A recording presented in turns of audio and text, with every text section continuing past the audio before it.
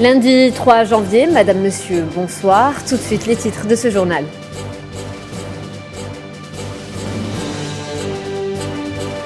Au Soudan, démission du Premier ministre Abdallah Hamdouk, moins de 2 mois après son retour.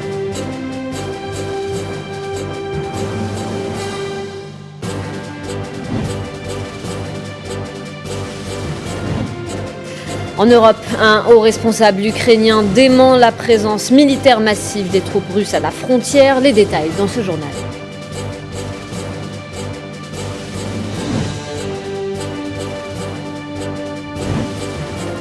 Au Yémen, enlèvement d'un navire battant pavillon émirati. La guerre semble ne pas donner de signe d'apaisement. On en parle dans ce journal.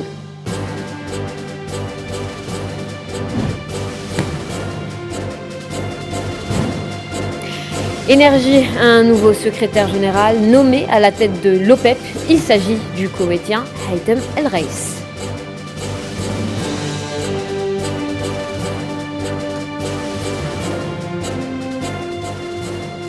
Et avant d'entamer l'actualité internationale en Algérie, le président de la République, Abdelmadjid Tebboune, a reçu le représentant personnel de l'émir de l'État du Qatar, Cheikh Jassim Ben Hamad Al Thani, a remis au président le porte-drapeau de la Coupe arabe de football, remportée récemment par la sélection nationale algérienne de football.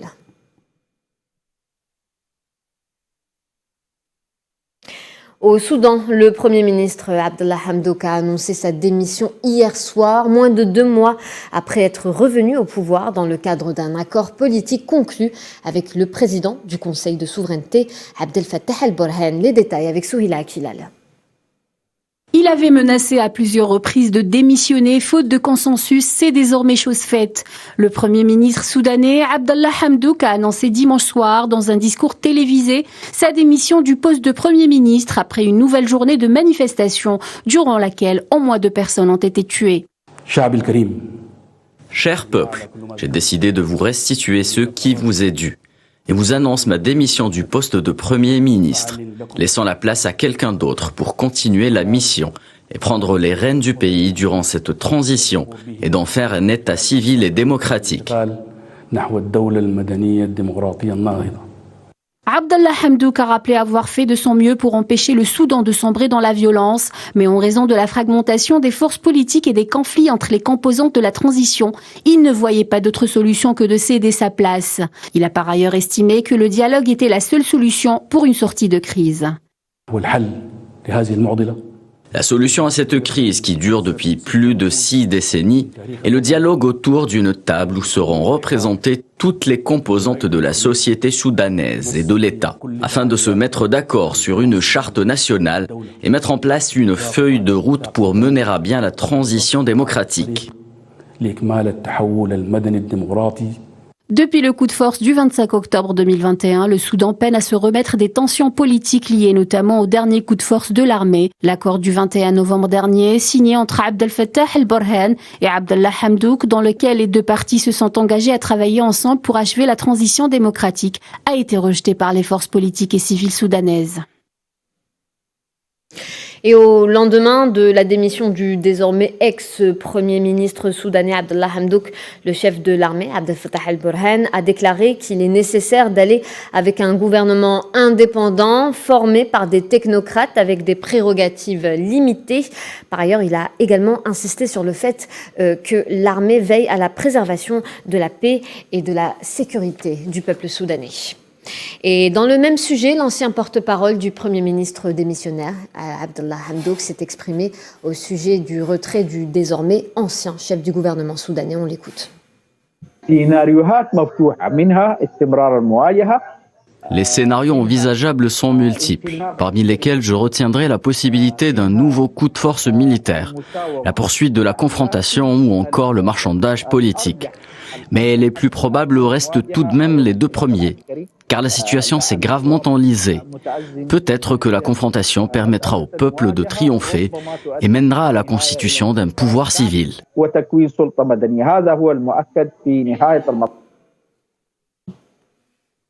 En Tunisie, Nourdin Bheri a été transféré hier dimanche dans un état grave à l'hôpital de Bizerte. Il aurait été placé en réanimation selon des militants et députés du parti. L'ex-ministre tunisien de la Justice et député du parti Ennahda avait été interpellé il y a 2 jours. Au Kenya, 6 personnes sont mortes aujourd'hui dans le comté de Lamu, une région de l'est du pays bordant la Somalie. Il s'agit d'une attaque présumée du groupe terroriste d'El-Shebab, selon un responsable du gouvernement local.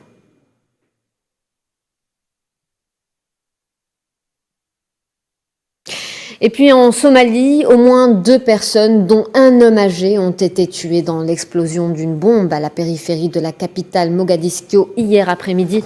Un convoi de casques bleus aurait été la cible de cet attentat. L'attaque n'a pas été revendiquée, mais le groupe terroriste El-Shabab serait plutôt pointé du doigt encore une fois.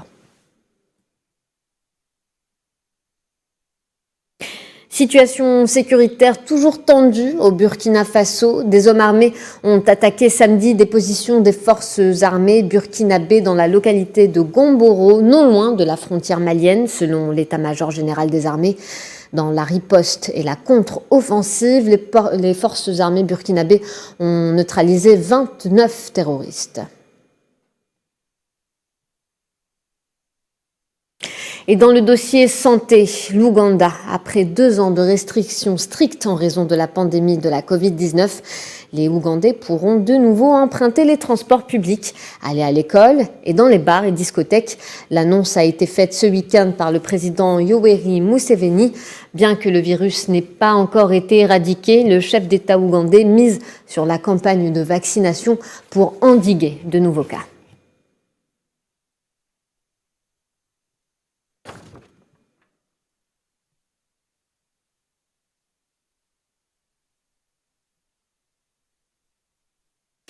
Et au Gabon, la Cour constitutionnelle annule l'obligation d'un pass sanitaire pour accéder aux lieux publics.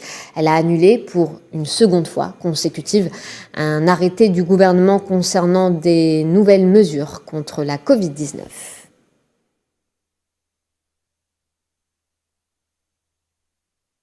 Et on va faire un point à présent sur la situation sanitaire dans le monde. Exemption de quarantaine pour les cas contacts vaccinés, allègement des règles d'isolement en France et en Angleterre et perturbation du trafic aérien aux États-Unis. C'est un récapitulatif signé Neyla Hamouda. La vague du variant Omicron a fait exploser le nombre de contaminations par la Covid-19. Les États-Unis rejoignent la liste des pays classés rouges avec une moyenne à presque 400 000 nouvelles contaminations par jour. Le trafic aérien américain a été perturbé par Omicron et la tempête hivernale Frida. Plus de 2500 vols ont été annulés. Si certains pays ont choisi de durcir les restrictions sanitaires, d'autres tentent tant bien que mal d'éviter la paralysie économique. Ils optent pour l'allègement des règles d'isolement, comme c'est le cas en France. Les personnes positives au Covid-19 et vaccinées devront s'isoler 7 jours au lieu de 10. En cas de test de dépistage négatif, la durée est même ramenée à 5 jours et il n'y aura plus de quarantaine pour les cas contacts complètement vaccinés. L'Angleterre enregistre aussi chaque jour des records de contamination. Les élèves devront de nouveau porter le masque en classe. Mercredi, le gouvernement pourrait annoncer de nouvelles mesures pour tenter de ralentir la propagation du virus et limiter au maximum le nombre d'hospitalisations. La période d'isolement pour les personnes vaccinées et positives au Covid avait elle aussi été ramenée de 10 à 7 jours. La Russie, quant à elle, a décidé de renforcer les mesures de prévention. L'accès aux lieux publics est désormais soumis à l'obligation d'un test PCR négatif ou d'un QR code prouvant la vaccination. La prudence est de mise. La Grèce durcit les mesures sanitaires. Les bars et restaurants doivent fermer leurs portes à minuit. Et Amsterdam, de nouveau le théâtre de manifestations contre les restrictions en place aux Pays-Bas pour endiguer la propagation de la Covid-19. Une manifestation interdite par les autorités. La police néerlandaise a déclaré avoir arrêté 30 personnes à Amsterdam lors de ce rassemblement. Et aux États-Unis, le secrétaire d'État à la Défense a été testé positif au coronavirus. Lloyd Austin souffrait de symptômes légers et resterait en quarantaine chez lui pendant les 5 prochains jours. Le chef du Pentagone précise être pleinement vacciné, y compris avec une 3e dose de rappel.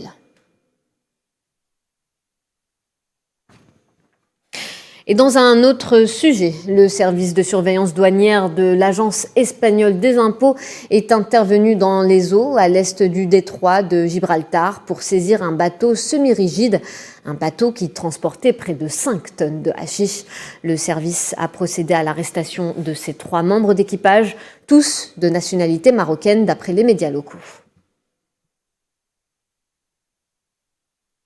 Et puis cet entretien entre le président américain Joe Biden et son homologue ukrainien Volodymyr Zelensky, un échange téléphonique perçu par Kiev comme une garantie de soutien par l'administration américaine à l'Ukraine suite aux récentes tensions avec le voisin russe. Plus de précisions avec Emin Touta.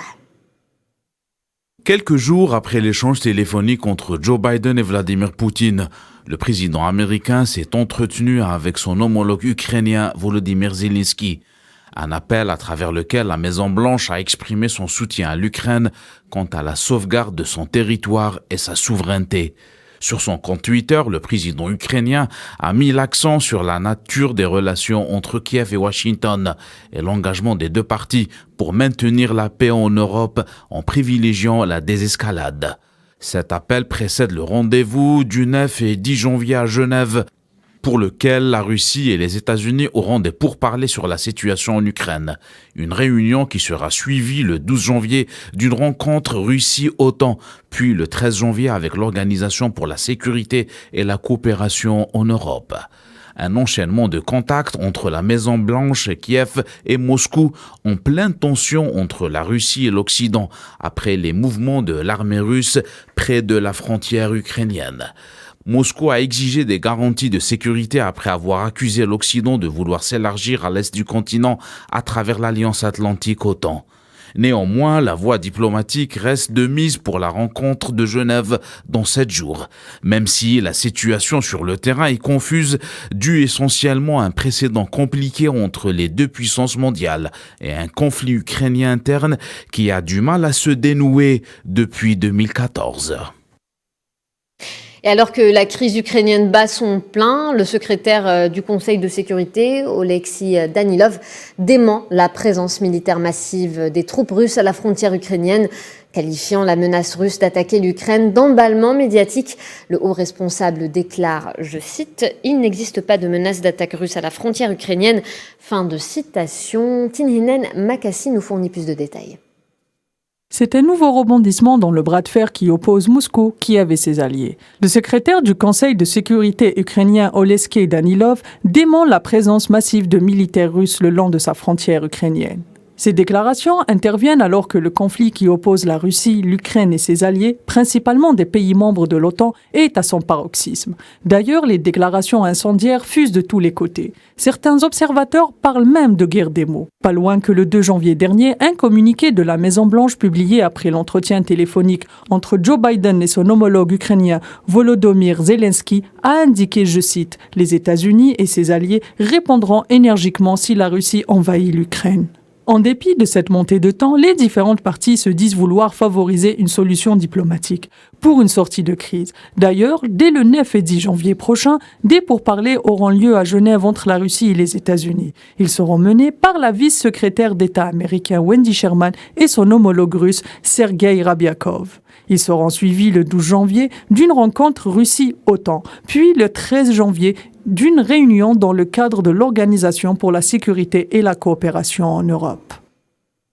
Et direction le Yémen, après l'information de l'enlèvement d'un navire battant pavillon émirati dans les eaux territoriales yéménites vers la région d'Al-Hodeïda. La guerre qui dure depuis des années dans ce pays arabe semble ne pas donner de signe d'apaisement, et ce malgré l'intensification des affrontements et l'ampleur sans précédent de la crise humanitaire. C'est un sujet signé Sofiane Baroudi.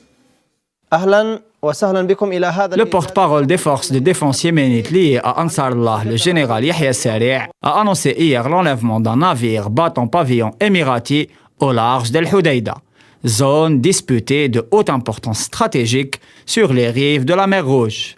Saria a déclaré que le bateau en question acheminait une cargaison d'armes destinée, je cite, à l'agression du peuple du Yémen. Le même locuteur annoncera le bilan des opérations de l'année en affirmant que les forces armées qu'il représente ont décidé de passer de la défense à l'attaque. Plusieurs actes de piraterie et autres frappes et actes de sabotage maritime ont été enregistrés dans la région ces 2 dernières années, particulièrement dans le golfe arabo-persique. La guerre menée par la coalition dirigée par l'Arabie saoudite et les Émirats arabes unis entre dans sa 7e année. Si l'objectif politique premier de rétablir Abd Rabbu Mansour Hadi au pouvoir à Sanaa paraît être compromis, l'intensité des combats, combinée au dur blocus imposé au pays, crée une situation humanitaire décrite par beaucoup d'observateurs comme étant la pire de l'ère contemporaine. Selon l'ONU, la guerre au Yémen a causé la mort de 377 000 personnes, dont plus de la moitié due aux conséquences indirectes du conflit, notamment le manque d'eau potable, la faim et les maladies. Un enfant yéménite de moins de 5 ans meurt toutes les 9 minutes en raison du conflit. La guerre au Yémen est un enjeu majeur pour un panel d'acteurs géopolitiques. Les 2 poids lourds de la région, que sont l'Arabie saoudite et l'Iran, semblent tisser des contacts sérieux dans la perspective de la résolution de la crise qui dure depuis trop longtemps. Abu Dhabi, pour sa part, s'est appuyé sur le Conseil de transition du Sud-Yémen et conduit ouvertement l'objectif de contrôler les côtes et les ports stratégiques du Yémen. Elle utilise tous les moyens pour ce faire, y compris en s'appuyant sur sa nouvelle alliance avec l'entité sioniste. La prolongation de cette guerre est une menace permanente et une médiation arabe équilibrée afin de conduire un processus politique de paix et de réconciliation serait sûrement la bienvenue pour éviter plus de morts et de dégâts. Riyad poursuit pour sa part d'autres objectifs, principalement politiques, et doit, en plus de ménager les sensibilités de ses propres citoyens, pour beaucoup proches ou issus de grandes tribus avec des liens solides au Yémen, Riyad doit donc aussi tenir compte des équilibres régionaux et des pressions internationales, surtout celles qui émanent de la nouvelle administration américaine. Biden, apparemment embarrassé par la situation catastrophique au Yémen et par le blocage de toutes les velléités de résolution par voie de médiation, depuis celle conduite par le Mauritanien Ismail Ould Cheikh Ahmed à Oman il y a déjà quelques années. Et après une courte interruption de quelques jours, les pourparlers concernant le dossier iranien ont repris aujourd'hui dans la capitale autrichienne, Vienne. Des pourparlers qui ont pour but, je le rappelle, de sauver le pacte de 2015. Les précisions avec Amine Touta. Un 8e rendez-vous entre l'Iran et les parties de l'accord de 2015 relancé aujourd'hui à la capitale autrichienne Vienne. Nouveau chapitre des pourparlers précédé par les déclarations du porte-parole du ministère iranien des Affaires étrangères, Saïd Khatibzadeh, qui a indiqué que pour cette nouvelle réunion en Autriche, la position occidentale est réaliste et qu'elle ne peut être au-delà des exigences de l'accord de 2015. On constate aujourd'hui le recul, ou plutôt le réalisme de la partie occidentale dans les pourparlers de Vienne, qui ne peut avoir d'exigences au-delà de l'accord sur le nucléaire. Des exigences axées sur la levée des sanctions occidentales à l'encontre de Téhéran, et dont le porte-parole de la diplomatie iranienne estime qu'il est tôt pour juger les parties européennes s'ils ont élaboré une feuille de route pour annuler les sanctions.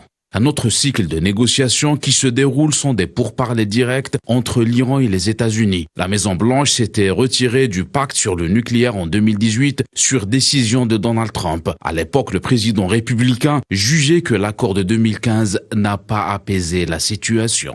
Depuis la fin du mois de novembre, les signataires de l'accord tentent de sauver les engagements pris il y a plus de 6 ans, mais sans une réelle avancée, notamment après la rupture de Téhéran de ses engagements au programme d'activité nucléaire en réaction à la décision américaine de rétablir les sanctions. En Palestine, l'histoire de Hicham Abu Hawesh, un Palestinien âgé de 40 ans soupçonné par les sionistes d'être lié à des attaques, avait commencé sa grève de la faim au mois d'août pour protester contre sa détention sans inculpation ou procès. Ce père de 5 enfants, originaire de Doura, en Cisjordanie occupée et dans un état de santé jugé critique. Sa situation est dangereuse. D'après son épouse, même s'il met fin à sa grève, il y aurait de graves problèmes de santé. Selon l'UNICEF, avant fin 2022, 3,2 millions d'enfants en Afghanistan seront confrontés à un manque de nourriture ou à la malnutrition. Les talibans rejettent la responsabilité sur leurs prédécesseurs. Le vice-ministre afghan de la Santé, le Dr Abdul Bari Omar, déclare, je cite, « Les statistiques de l'UNICEF ne sont pas acceptables pour nous. Le secteur de la santé nous a été laissé ainsi comme héritage. Nous n'avons malheureusement pas d'hôpital spécialisé et bien équipé. » Fin de citation. Et puis le président brésilien Jair Bolsonaro, 66 ans, a été hospitalisé en urgence très tôt ce matin à Sao Paulo en raison d'une probable nouvelle occlusion intestinale. Depuis une tentative d'assassinat au couteau en pleine campagne électorale en septembre 2018, Bolsonaro a subi une demi-douzaine d'opérations de l'abdomen.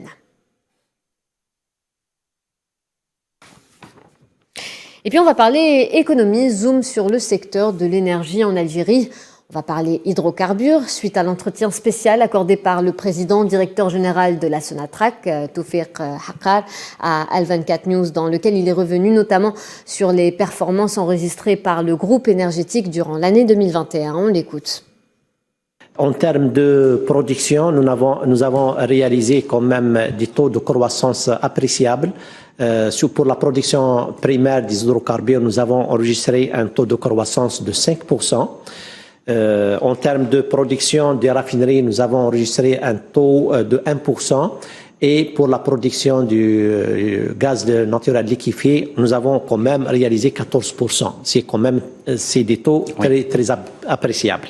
Ce qui nous a permis quand même de réduire les importations des produits chimiques et carburants de presque 70% par rapport à l'année passée.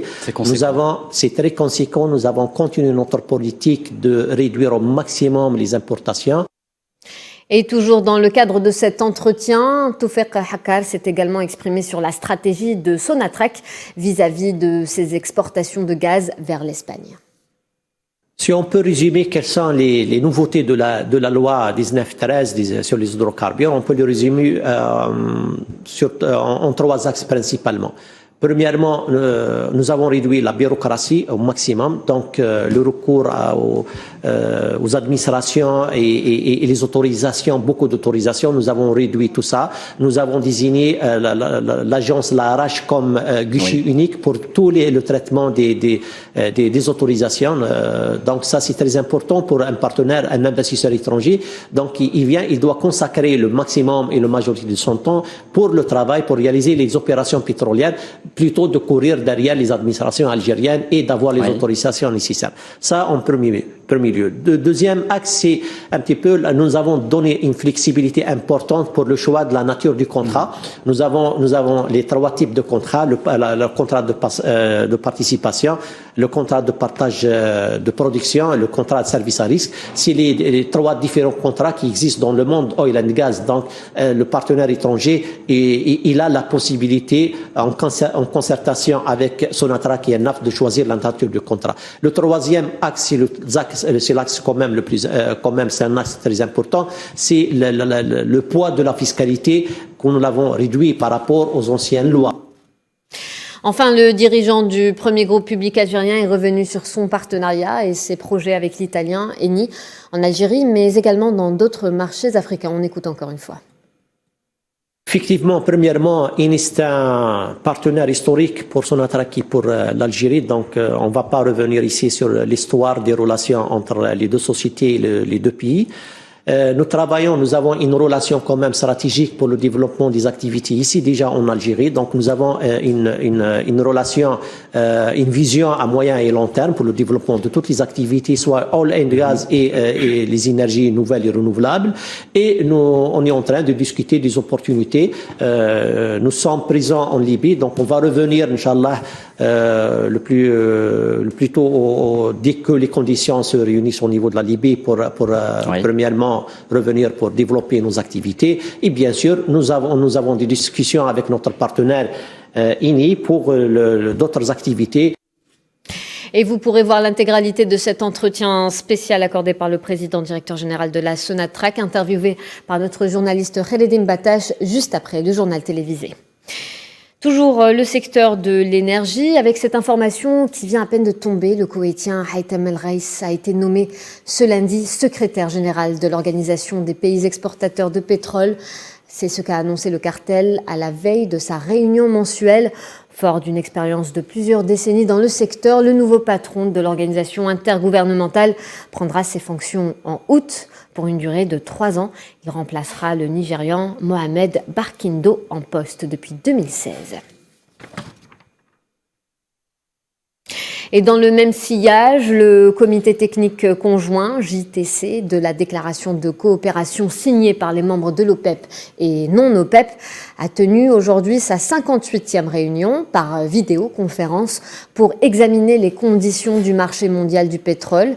C'est ce qu'a indiqué l'Organisation des pays exportateurs de pétrole, justement. Cette réunion a précédé la 36e réunion du comité ministériel conjoint de suivi de l'application de l'accord OPEP+, et la 24e réunion ministérielle regroupant les membres de l'OPEP et non OPEP, prévue demain. Et à noter par ailleurs que les prix du brut ont atteint ce lundi, avant clôture des marchés, les $79 pour le Brent et $76 pour le WTI. Et retour en Algérie où s'est tenu le premier conseil des ministres de l'année. Hier, le président algérien Abdelmadjid Tebboune a entre autres instruit le ministre des Transports à l'effet de l'ouverture d'une ligne maritime reliant l'Algérie à la Mauritanie. Cette instruction intervient dans le cadre du renforcement des relations algéro-mauritaniennes dont l'importance a été soulignée lors de la visite d'État du président mauritanien Mohamed Ould Cheikh El Ghazouani effectuée en décembre dernier en Algérie.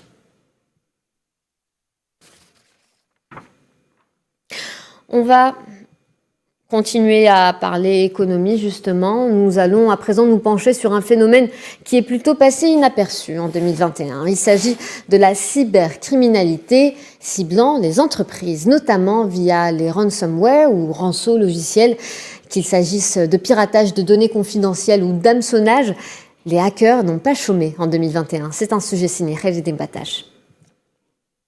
La sécurité des entreprises au niveau mondial n'a jamais été aussi vulnérable qu'en 2021. Un mot de passe au niveau de sécurité insuffisant ou un lien intempestif, la protection de la propriété intellectuelle de vos entreprises ne tient parfois qu'à un fil. Piratage et fuite de données, demande de rançon ou encore panne mondiale, le phénomène du hacking est un train qui roule à plein régime. Selon des statistiques avancées par la société IBM, le coût total moyen d'une violation de données en 2020 était de 3,8 millions de dollars. Il s'agit d'une légère baisse par rapport à 3,9 millions de dollars en 2019. L'on apprend également que la santé, l'énergie, les services financiers, les produits pharmaceutiques subissent un coût total moyen d'une violation de données nettement supérieur à celui des secteurs moins réglementés tels que l'hôtellerie, les médias et la recherche. En 2021, des entreprises de renommée mondiale ont été sujettes à des attaques d'ampleur, à l'image de Facebook, du groupe Beneteau, ou encore de la société américaine Kaseya, qui elle-même fournit des outils informatiques aux entreprises. Les attaques à motivation financière restent les plus courantes. Près de 80% des cyberattaques visent un gain financier. Selon un rapport du département du Trésor américain daté d'octobre, les paiements suspects imputables à des ransomware signalés par des banques et autres institutions financières ont totalisé 590 millions de dollars pour les 6 premiers mois de l'année 2021. En Algérie, le secteur des assurances veut faire dans l'innovation en lançant une nouvelle police d'assurance censée protéger les entreprises contre le risque de piratage. Prochainement, on va lancer une assurance contre les cyberattaques en Algérie pour les entreprises, surtout pour protéger les données. Ça va se faire très rapidement. Nos réassureurs sont avancés. Notre réassureur national il est prêt à lancer l'opération. Selon certains experts, les entreprises soumises à des exigences réglementaires plus strictes ont des coûts moyens de violation de données plus élevés. Voilà, c'est la fin de ce journal. Merci de votre attention. Tout de suite, un point météo avec Amel Lamziane Zitouni. Retrouvez Riyad Lahri demain pour votre journal du 13h. D'ici là, je vous souhaite une excellente soirée sur Al24 News. À demain.